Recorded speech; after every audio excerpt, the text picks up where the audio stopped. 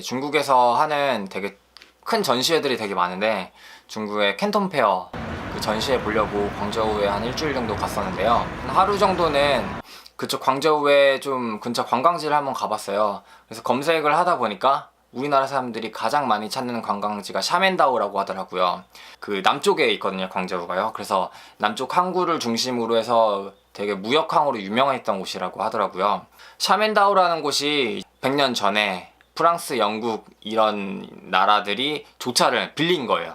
거기다가 이제 뭐 서양식 건물들을 다 지어놨어요. 뭐 병원이며 교회며 뭐 주택이며 관공서 이런 것들을 다 걔네들 건축 양식으로 다 지어놨어요. 그래서 거기를 원래 강이었는데 거기를 인공섬으로 만들어서 별장이라고 생각하면 돼요. 걔네들 말로는 약간 휴양지 느낌으로 이렇게 만들어놨어요. 어떻게 보면 아시아의 작은 유럽이라고 할까? 약간 그런 느낌으로 잘 정리를 해놨더라고요. 근데 제가 정말 놀랐던 거는 그런 건물들이 그냥 관광지로서의 그냥 기능만 보여주는 게 아니라 그 건물들을 아예 리모델링해서 그걸 실제로 그 중국 사람들이 뭐 사는 거주지도 그냥 주택가처럼 쓰기도 하고 관공서를 그대로 그냥 활용하기도 하고 식당이나 카페나 이런 걸로 이제 그대로 재활용해서 쓰고 있더라고요. 우리나라 같은 경우에 예를 들어서 보면 뭐 민속촌이다 뭐다 이렇게 만들어 놓으면 사실은 그 건물의 효용 가치는 그냥 관광으로서라는 명소다라는 인식이 되게 강하잖아요.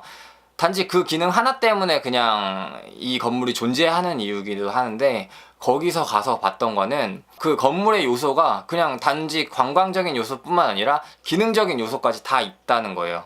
거기 안에서는 그냥 관광이라는 요소는 그냥 플러스 알파인 거예요. 어떻게 보면 중국이라는 입장에서 서양 열강 식민지에 대한 아픈 역사가 있는 곳이잖아요. 그러니까 그 역사를 지우려고 막 때려 부시고 아예 새로운 건물을 짓고 막 고층 빌딩이며 뭐며 그런 걸 짓는 게 아니라 그냥 그 현장을 그대로 보존해 놓은 상태에서 그 사람들의 생활을 이어가고 있다는 거예요. 그런 걸 보면서 우리나라 사람들이 생각하는 그 과거를 대하는 태도와 그 사람들이 생각하는 과거를 대한 태도가 좀 다르다는 걸 많이 느꼈어요. 옛날에 우리나라도 일제강점기 때 우리나라를 수탈하고 그런 아픈 역사가 있잖아요. 그때 당시에 이제 시청 앞에 있었던 게 제일 큰 건물 조선총독부라는 게 있었어요. 그런 건물이 이제 뭐 경복궁을 가리고 이제 일제 잔재의 역사다, 치욕적인 역사의 산물이다 이렇게 해가지고 그 건물을 아예 헐어버렸어요. 그때 당시에 조선총독부 건물도 이제 서양에서 받았던 그 건축 양식으로 지었던 건물이거든요. 그래서 우리나라에서 봤을 땐 되게 이국적인 건물이에요.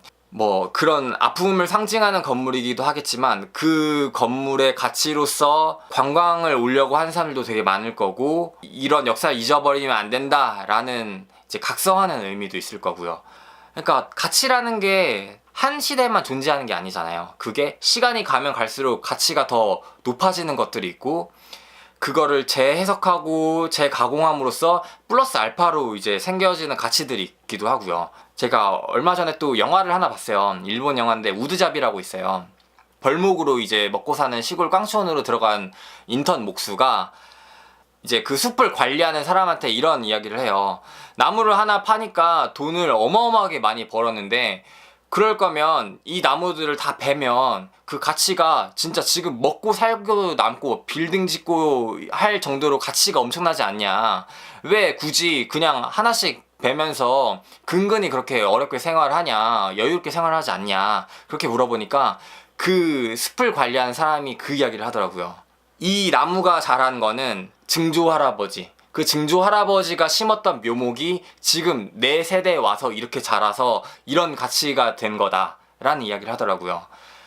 그래서 자기 또한 거기서 나무를 심고 그걸 더 보존해서 후세대를 위한 그 가치를 계속해서 남겨두어야만 이런 공동체가 유지될 수 있다. 그런 이야기를 하더라고요. 한마디로 황금알을 낳는 거위에 배를 갈라버리는 그런 과오를 저지르면 안 된다라는 거죠. 자원이라는 것 자체가 단순히 이 세대에서만 유용한 게 아니라 후세에 갈수록 더 가치 있게 되는 자원이 있고 그걸 위해서 저희는 그 자원을 잘 보존하고 거기에 필요하면 더 보수를 해서 이걸 물려준다는 생각을 해야 되는 것 같아요.